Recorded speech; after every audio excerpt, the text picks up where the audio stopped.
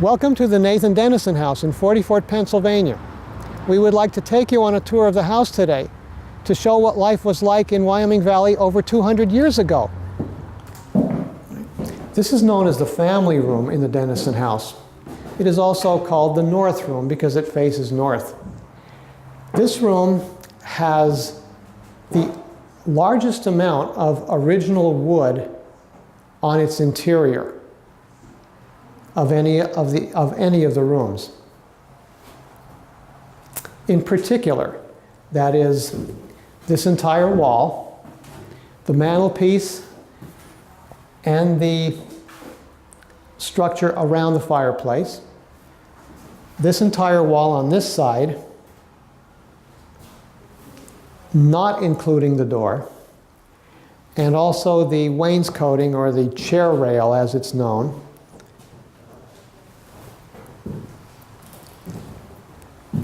This corner cabinet is a modern restoration. That was not original, although there was one here. And then the wainscoting will continue, the original wainscoting would continue all the way to the door. And the door, again, the doors are not original.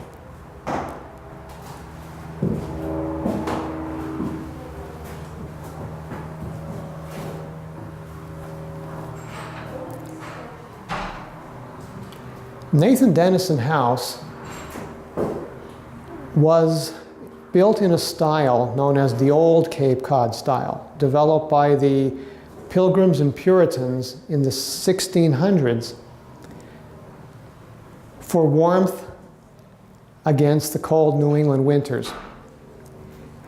And that style included, as the most important part of the house, a central chimney made of fieldstone, very large, and each room was built around that, and 5 fireplaces were included as part of that chimney. This is the original stone, although it probably has been mortared and remortared many times through the years.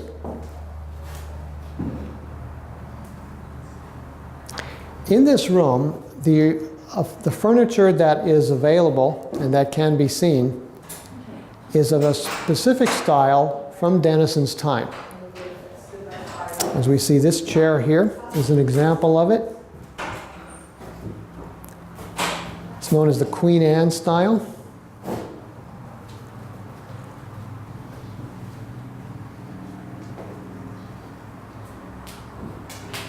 And the floor that that chair is resting on is the original boards. Nathan Denison would have walked across this floor.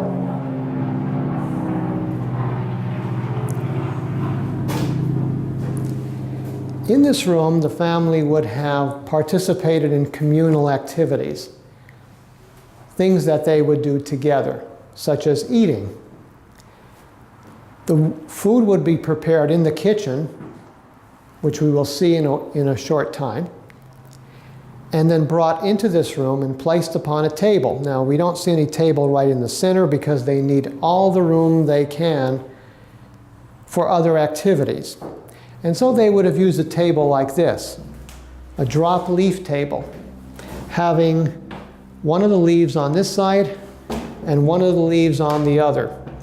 That can be brought out, and then a support would be swung out underneath each leaf on either side. And so a table that could accommodate maybe 4 people only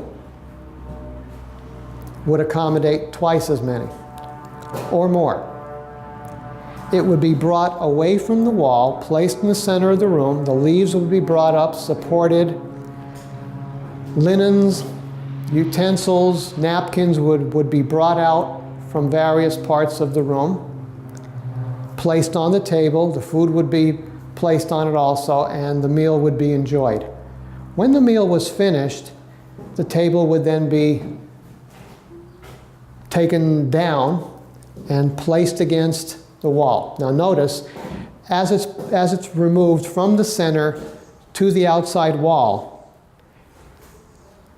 it could very well have struck the wall. and the walls were plastered at that time. To prevent this table striking the wall and cracking the plaster, this particular type of structure called the wainscoting or the chair rail, as I mentioned before, would have been built and placed there. So it not only has a design, an aesthetic design, it also has a practical design to it.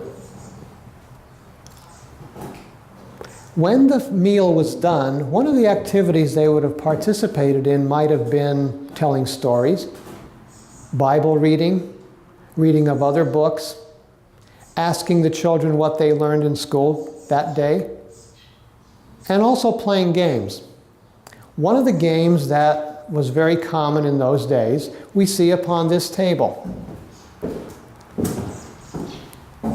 We know this game as checkers today. Back then, the most common term was drafts, although checkers had come into usage by Nathan Denison's time. Chess was also a very popular game.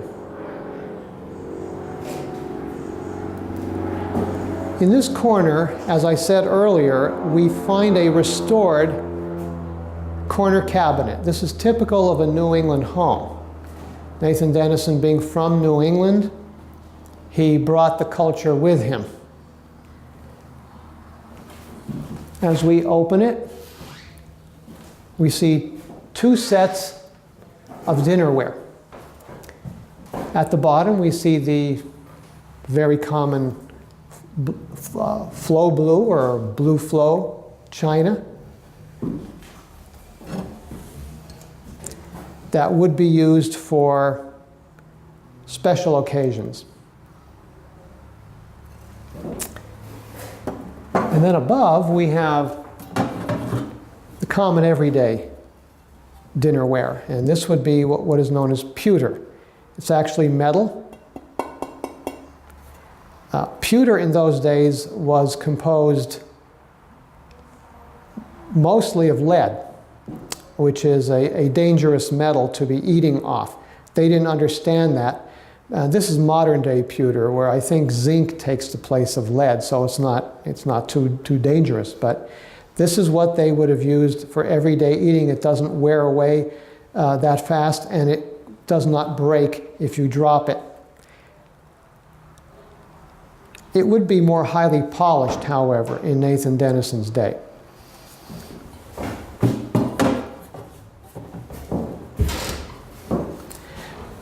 One of the reasons we know that this corner cupboard is not the original one was that the wainscoting, as we see here and here, came this far and stopped. And then the wainscoting on this side also came to here and stopped. And there was an unsightly, unusual opening there with no wainscoting. And that was very indicative that some structure was there. And knowing that corner cupboards were very common with New England homes, that allowed the authorities to restore that and rebuild one. On the mantelpiece here, we see a photograph, something Nathan Denison, of course, would not have had in his day. Photography was unknown then. This is what the Nathan Denison house complex looked like in the year 1950. We see the house that we're familiar with, but there's Victorian porches on it that had been added later, and there's an extension in the back here that you can barely see. It looks small, but it doubled the size of the house. And in 1970, when the state took over control of the Nathan Denison house and decided to restore it, they had to remove the back extension. And in fact, the Victorian porches had already been removed by that time because of some flaw in them. So we still see the main structure of the house that had existed in Nathan Denison's day, but it had it was a complex actually at the time of the state taking it over. This is the kitchen of the Denison house, the most used room. Probably there would be more people throughout the day in this room than any other. And here we can see an idea about how massive the chimney is. Right here we can see how far it extends. And this is the base. This is just above the base of it. The base would be down in the basement where the foundation of the home is, and it tapers slowly as it goes up to the roof. But this is an idea of how wide it would actually be on its four sides. It does have what we call a mantelpiece, although this probably was replaced. The mantelpiece then probably was a little bit smaller block of stone. And this would be obviously the most used fireplace in the house. In this fireplace, they would do their cooking, which would have included soups, stews, and the like, vegetable preparations. And hanging from this piece of metal called the crane, we see a pot. The primary cooking would occur there, but they would also have secondary cooking right on the apron of the hearth. They would actually take coals, burning coals, pieces of wood that were on fire from the hearth and place them on the apron here, and then have some type of food preparation in a pot like this called a spider, and place that right over the burning coals. And there would be other pots around here where secondary cooking occurred. And you'd have to sometimes be very careful as you walk through the area in order to get at the main pots, in order so you wouldn't bump one or knock it over. This is called a Dutch oven. It's called that because it actually serves as an oven. It's like a miniature oven where you could actually bake a bread or a pie in there. Again, by taking the hot burning coals from the fireplace and placing them under it and even on top of it. And it would create enough heat inside the Dutch oven to actually bake a small loaf of bread or a small pie. The pie or bread would not touch the sides of the Dutch oven. They would be placed upon a device called a trivet, like this.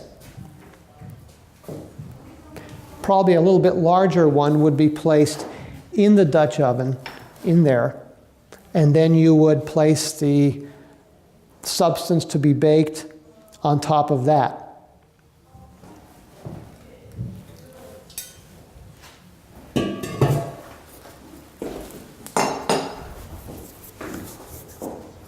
One thing about this crane is very unusual.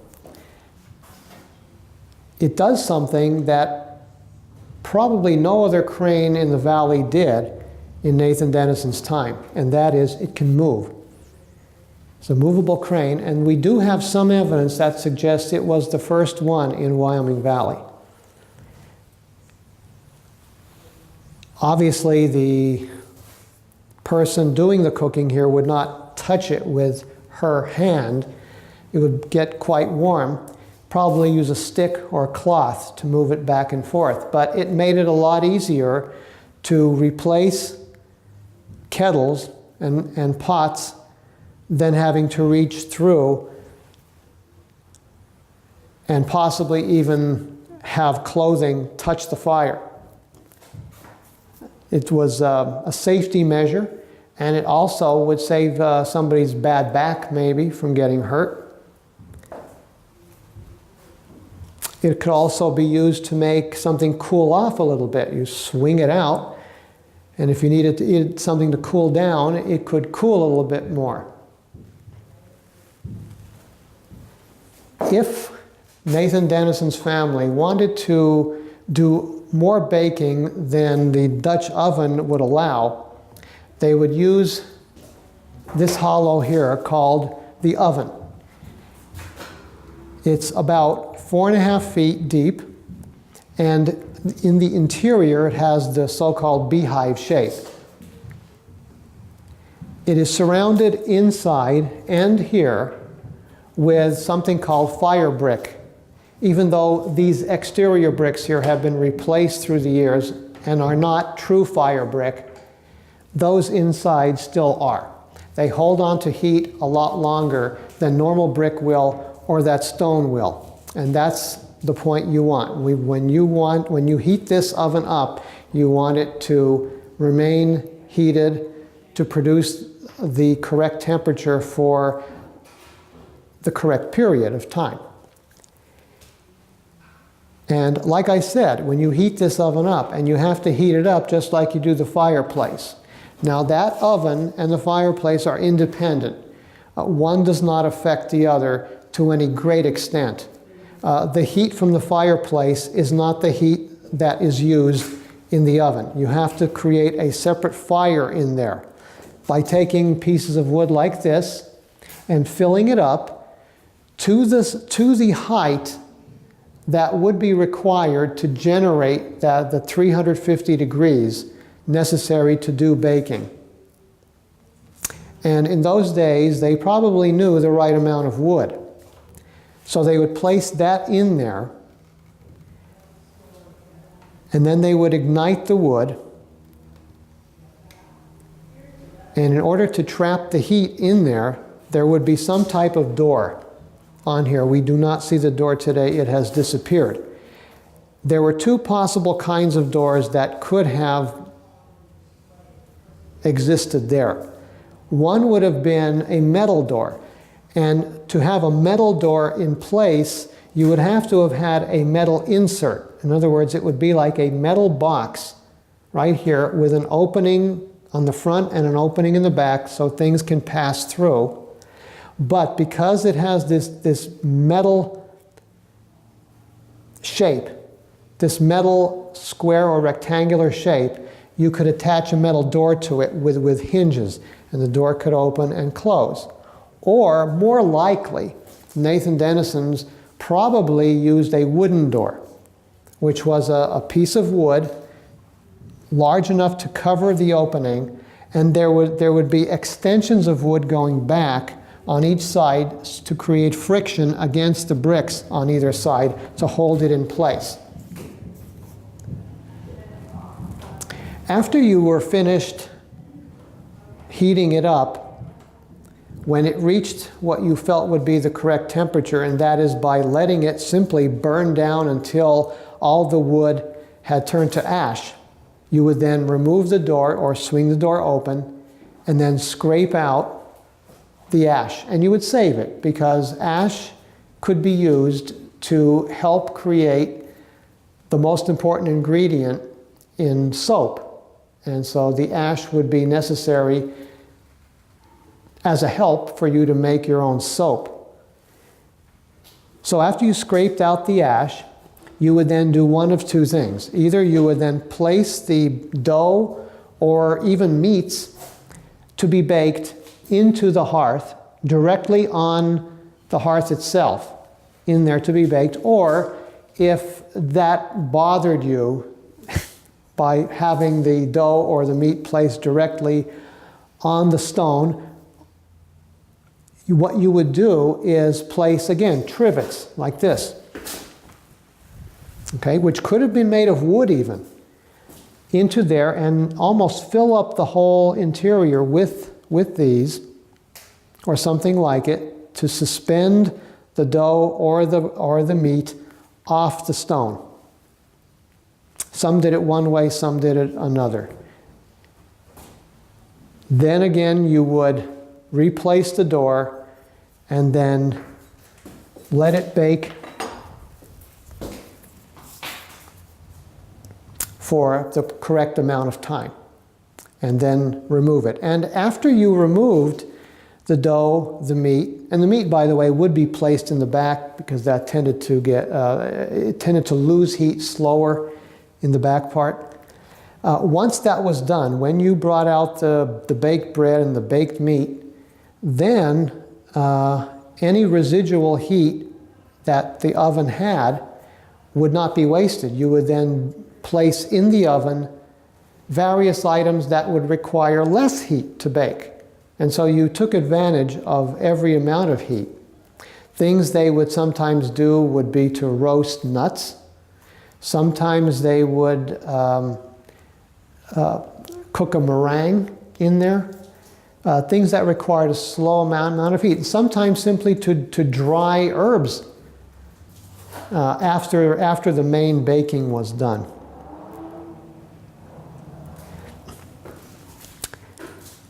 Also in the kitchen here would be the preparation of food, not simply for the day, but also for the month.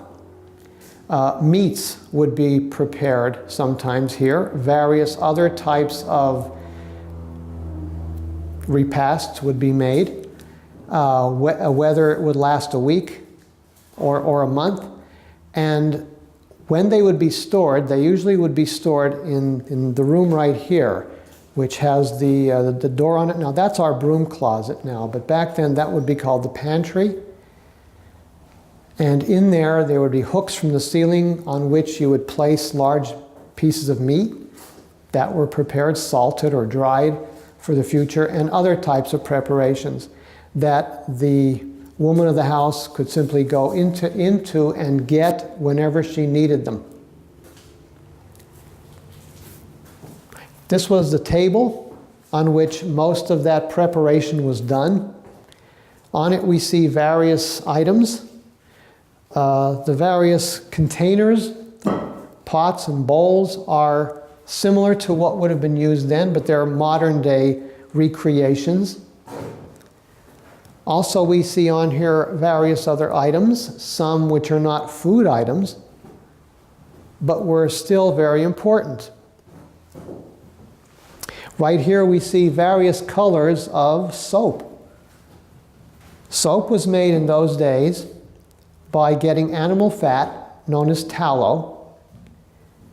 The animals that would be hunted for, you would use the muscle part and some of the interior organs for food, and the fat itself would sometimes be used with the food, but also you would render it into a liquid. And that would be by placing a large cauldron over a campfire out in the yard.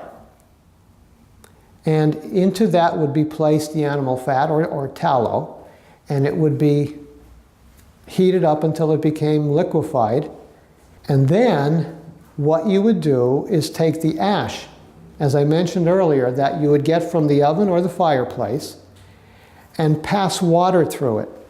As you pass water through ash, leached out of the ash is a substance which we know as lye, potassium carbonate. And they would take the lye, store it up, and then when they would have the cauldron with the animal fat bubbling outside, they would place the lye in it and mix it in. Now lye is very caustic. You place it on your skin, it's like putting acid on your skin, almost. But when it's placed in the cauldron with the animal fat, it loses a lot of that dangerous power, but still retains enough cleansing property to make the soap effective. The reason the soap is different colors is mainly because of the color of the tallow, the animal fat. In this bowl, we have what we call pomander balls, or pomander balls, as some say. What that is simply a dried fruit, usually a dried apple, and in it are placed cloves. And then it is rolled in cinnamon and dried out again. And that serves two purposes. It becomes an air freshener, And it also has an insect repellent property, I believe. And you know, back in those days, something we probably lose sight of, or I should say lose smell of, because in those days, the odors and the smells in common everyday life, which we would be repelled by, were acceptable things. However, they could become too much for those people also, and so these types of fragrances, perfuming items would be used and were very common. The pomander balls were also placed in cedar chests to keep the clothes smelling fresh, and also apparently to repel any type of moths. Right here we have an item which was not easily attained by most people, and that is what we call a sugar loaf. This had to be imported from Jamaica and was quite expensive. Most people would have sweetened foods with honey or other more common sweeteners.